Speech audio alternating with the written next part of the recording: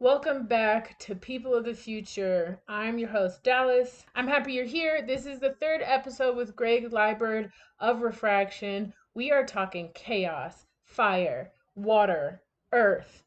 I'm just kidding. There was something special about the respect we have for systems and forces at play to create worlds and world building.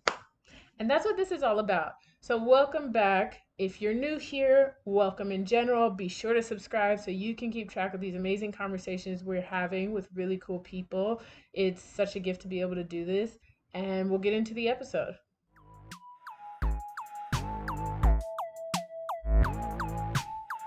Chaotic Mix and Minted Chaos series. Um, where is the question that starts? So, I love the idea of chaos. This is like a word that gives me chills. I think it's powerful and exciting. And I wanted to hear from you. What kinds of conversations has the curation of these mixes started from your community, creators, the people listening in that might not be directly involved in refraction? Yeah, that's good. Because I think whenever you're dealing with something like our community, like a community of creatives, there's obviously the interchange and discourse that happens. Some of it is just in the name of planning and connecting, but some of it is about the nature of the work itself. One thing that we have, which plays into the chaotic mixes and everything else, is we have an editorial team that hopefully is not just reporting on things we're doing, and I think it's less promotional and it's more of a discussion. And so we put things out there that are not puff pieces, but are talking about different like modalities and techniques and thoughts, and also discussing what's going on in the world around us that applies to our artists. And so with the chaotic mix, with that with that idea of chance dance and utilizing both physical ways of altering of coming up with generative work, like, which can be I've been DJing for a long time and everything actually, and I came up on 1200s and stuff, and so it was really interesting watching people in turntables doing things like taking a bowl and off centering it on the platter, and so it's bumping into the stylus and it's creating it's creating a loop, and that loop's not going to be consistent. And I think that's it was interesting that some of the most um, highly regarded and well-known artists like the Jay Dillas of the world, what they were doing, it was introducing imperfections into a digital space in a way that it felt that it was organic and it was more emotive and you could relate to it more.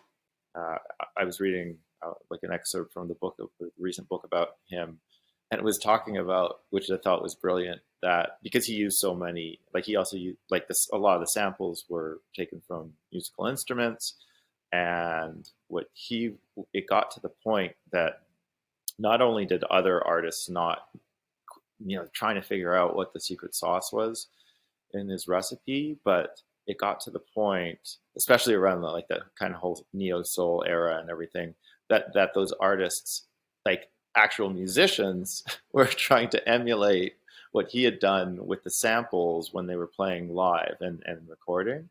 So to me, the branches that come from that seed are, you don't know what other types of trees are going to grow. And I think that with the chance dance, one thing we did, and it was very experimental, what we wanted to do that type of thing again, is we we published the article, and we talked to them and we worked with them, but with Pure Rave to get it done. And then we had our community create their own chance dance songs, and then they were minted online as audio NFTs. And so if you start to think about where that goes, that means that someone collected those. I mean, maybe those artists who did that had never minted, and not. I think some of them had, and some of them hadn't. uh, and what it did is you're seeing it this idea of chaos, and one of my personal um, like I always like this idea of anti-fragility, which is that which was a term coined by the probability theorist and writer and character Nassim Taleb, and it's this idea of not only when you're met with chaos, that it's not just that you are resilient, and I think that that's the traditional way we look at things, but it's to me it's two things. One, there will be chaos in the world, and which I don't have to convince anyone of that at this point in time. Um, but two, if you can utilize that chaos to make something, like not to get stronger, to make something that you wouldn't have before, to see chaos as an opportunity, to me this is a tangible version of that idea. And so again, I think that what we're doing, um, in trying to do in refraction, is say the, this is how the world is, this is how the world is for artists, and can you take what's being thrown at you in terms of the you know how the world is and how the spaces are, and utilize um, a network and cooperation and innovation to get to some place that you wouldn't have before. And so I think that to me, the whole idea of chaotic mixes and the chance dance, and the fact that humans can, if everything is rigid and structured and perfect, then you get acclimated to it quickly, and you be like, and this is very general type of observation, but if you're looking at something that's pitch perfect, symmetrical, or whatever all the time, if you're listening to music that's exactly regimented and formulaic all the time, you like the humanity can drain out, and it's like the color draining out of the picture. Whereas if you can look at the chaos and still have some level of order, but some level of unpredictability, then I think that it resonates so much more. And that's kind of, to me, at the bottom of the chaotic mixes, because I've found some of them to be beautiful and unexpected. And sometimes it's, well, is this repetitive, or is it? And where's it going? So um, I hope for more, like if we can have more experimentation like that, and still in a way that people understand that there's, oh, okay, well, here's this theme, and here's where I'm going to work with it. Because if you listen to the mixes and everything, which are also included in the editorial, they were so wildly different how people interpreted that. So I think it's a really great exercise in trying to expand horizons, because we always people talk about that, but how do you actually get it done? So that was an interesting way, and hopefully what people do is they take from that, like whether it's people who listen, whether it's people who participated, whether it's people who listen, whether it's people who collect, read an article, listened to a mix, um, clicked on a link and went to Pure Rave to see what they're doing, went to a show where people are playing that. Like, again, we were talking about seeds. That's like sprinkling a lot of seeds of hopefully creative inspiration out there, and who knows what the forest looks like once those trees mature. Okay, here's a journal prompt. What unravelings, descent from the norm, and chaos will you jump into, and what will it help you create? Things are already chaotic out here, but how do we harness it? How do we harness chaos and turn it into something abundant, not just wild and destructive as we've usually been told it is? And how do we make sure chaos isn't being used against us by getting familiar and building that relationship with chaos? Those are plenty of questions to journal about, so be sure pause if you need to now or come back to this later and journal away.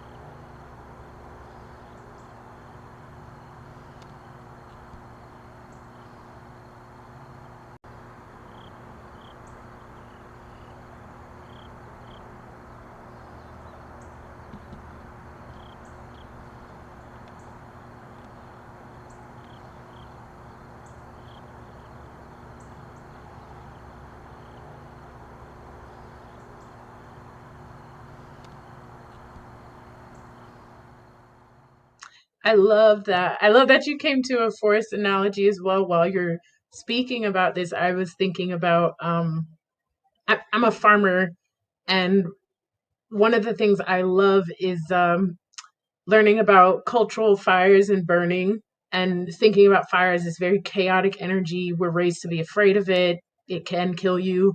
Um, but thinking from African indigenous people to Turtle Island indigenous people, how fire was, this chaos was cultivated and literally used to burn earth in this measured way, which gave so much wealth. And I feel like that's such a perfect example of what y'all are doing, turning chaos into wealth, using it as a prompt for all these branches that can turn into such fruitful gardens. That's powerful. And just it's an interesting because I literally was reading something about this.